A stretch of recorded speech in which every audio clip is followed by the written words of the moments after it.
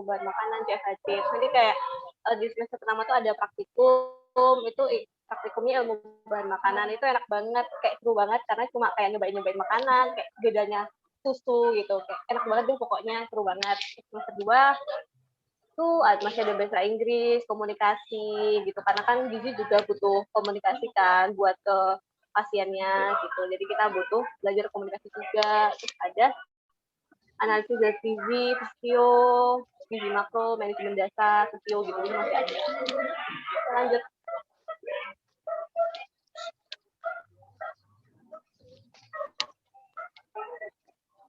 Oke, mungkin aku lanjutin ya. Jadi di semester berikutnya itu kita belajar kayak imunologi tentang sistem imun dalam tubuh manusia, terus ada metabolisme gizi mikro, terus ada penilaian status gizi. Gimana sih cara kita menilai status gizi seseorang dari misalnya kan dari fisiknya atau dari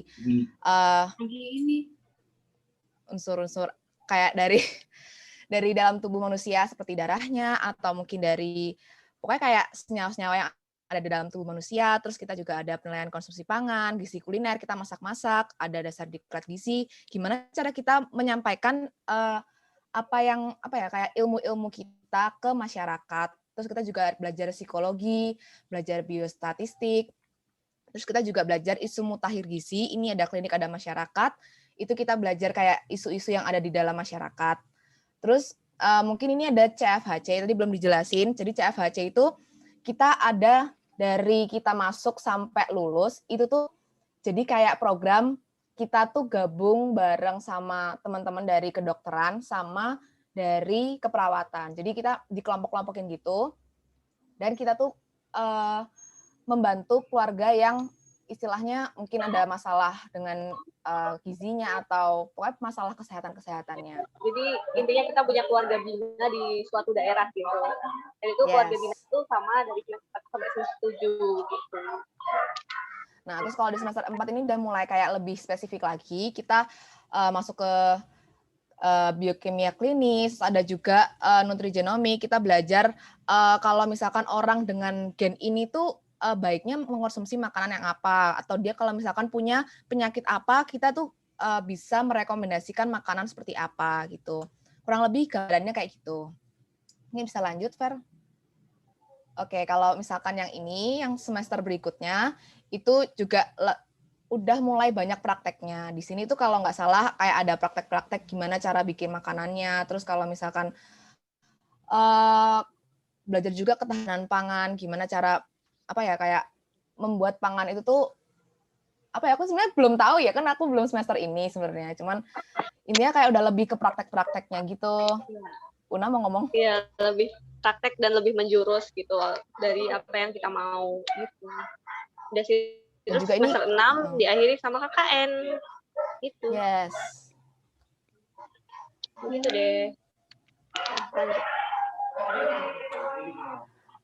Udah sih kayaknya skip aja, gambarannya juga sama-sama sih sebenarnya.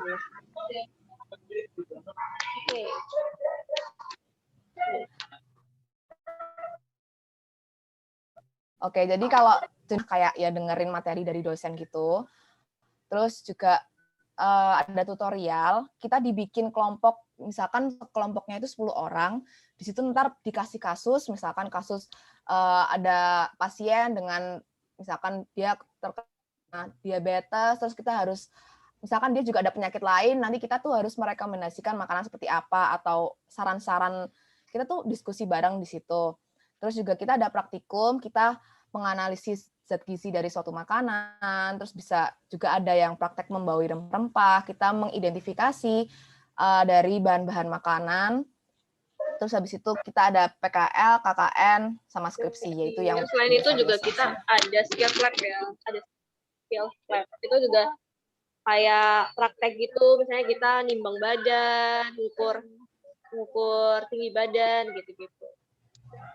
Oke, lanjut. Oke, sekarang kita lanjut ke prospek kerja.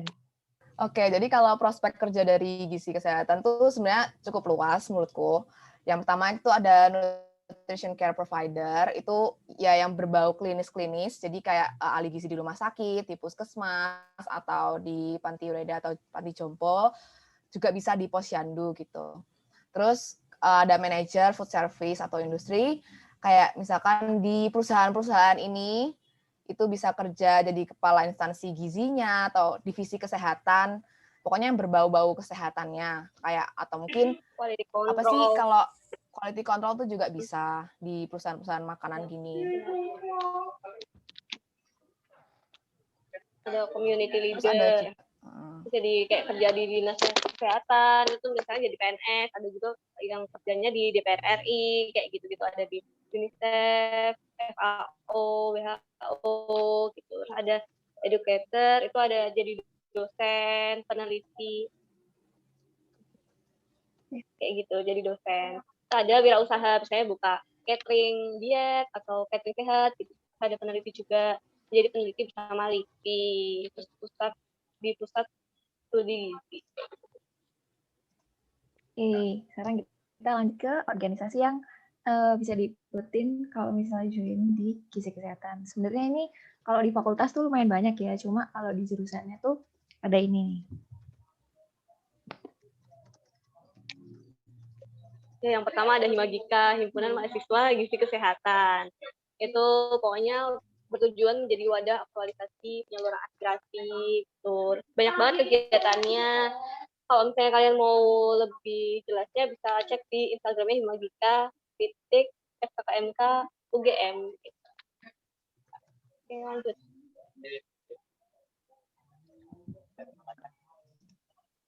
Terus selanjutnya ada Ilmagi, Ikatan Lembaga Mahasiswa Gizi Indonesia. Nah, Ilmagi ini organisasi mahasiswa gizi tapi se-Indonesia. Kayak gitu. Kalau misalnya Ilmagi kan tadi cuma se-UGM, kalau yang Ilmagi ini se-Indonesia.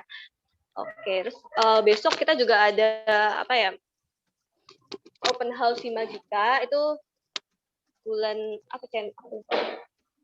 sekitar bulan Maret rencananya. Sekitar bulan Maret. Pokoknya kalau misalnya ada yang mau ikut, langsung cek stay tune aja di IG-nya himagika.fkkmkugm. Nanti bakal ada info lebih lanjut. Nanti juga kita sharing juga deh kalau bisa ke angkatan 76. Ya. Gitu. Oke, lanjut. Ini tadi ini aku ke copy paste mungkin ya ini. Harusnya official Ilmagi ya kalau misalnya mau ngecek yang Ilmagi. Oke. Ini ada Q&A dari beberapa teman-teman. Mungkin bisa antara Mbak Una atau Mbak Cynthia yang menjawab tentang prospek kerja kan tadi udah dibahas ya. Terus kalau tentang peluang persaingan nih, mungkin ada yang mau menjawab? Kalau itu kan tiap tahun beda-beda, aku jadi kayak nggak bisa jelasin gitu loh. Kalau SNM mungkin parent kan yang bisa jelasin SNM. Cencet SBM aku. Ini peluang persaingan apa sih? Ini apa sih masuk ke gizinya? Masuk kan? Masuk ke gizi. Ya. Kalau SNM gimana? Parent aku juga. Ya mungkin dari SNM dulu ya. Kalau SNM ya kebetulan kan waktu angkatanku ya, aku cerita angkatanku aja. Angkatanku tuh yang keterima tahun 2019 kan ada 1 orang ya, ada Mbak Adin, dan angkatanku tuh yang daftar dan keterima tuh memang cuma aku. Jadi aku bingung nih kalau masalah persaingan, bingung juga gitu. Terus tapi kalau di UGM tuh kayaknya kuotanya 25% ya kayaknya. Itu aku cuma tahu itu aja sih. Ya, tahun kita juga cuma 1 yang masuk, karena juga yang daftar cuma 1. Iya. Ya mungkin kalau dari SBM Mbak Cynthia. Jadi kalau dari SBM tuh kalau buat gizi kesehatan UGM ini sendiri tuh sebenarnya cukup ketat persaingannya. Tapi nggak menutup kemungkinan kalau banyak yang keterima gitu loh. Kalau dari Patma yang keterima di angkatanku lewat SBM itu ada 3 orang. Kayak yang paling banyak 3 apa 4 sih? 3 ya? 3 orang. Nah, itu tuh yang paling banyak daripada UM sama SNM gitu kan. Jadi menurutku kayak peluangnya juga cukup gede. Jadi kalian jangan minder lah kalau misalkan rasio keketatan gizi kesehatan UGM tuh cukup tinggi gitu. Kalau dari UM gimana?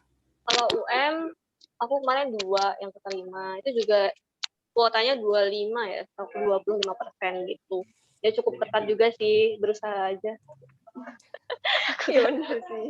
Agak tidak membantu. Iya, soalnya juga nggak ngerti, kita juga nggak dapat dapat persentase dari UGM-nya gitu. Iya, kurang mengerti.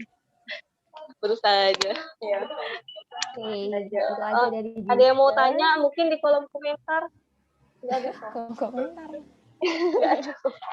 Nggak ada. Oke. Masih ada 4 menit tuh. Kalau ada yang mau nanya kan bisa. Ya. Oke, kalau nggak ada yang nanya, tutup aja sekarang. Oke, terima kasih buat teman-teman yang udah dengerin. Itu ada yang mau Gak apa-apa nanya. kalau misalnya mau tanya-tanya. Oke. Oh iya, ada yang saran. Ya, boleh. Mau open mic ya? On mic atau mau tulis? Iya, silakan. Oke, ini Viola tanya. Kalau untuk SBM atau mandiri itu ada nilai mapel yang harus tinggi nggak Mbak? Kayak misal biologi harus lebih tinggi daripada matematika saintek itu mungkin Mbak. Terima kasih sebelumnya Mbak. Oke, makasih Viola udah bertanya. Monggo Mbak Cynthia sama Mbak Una yang mau jawab.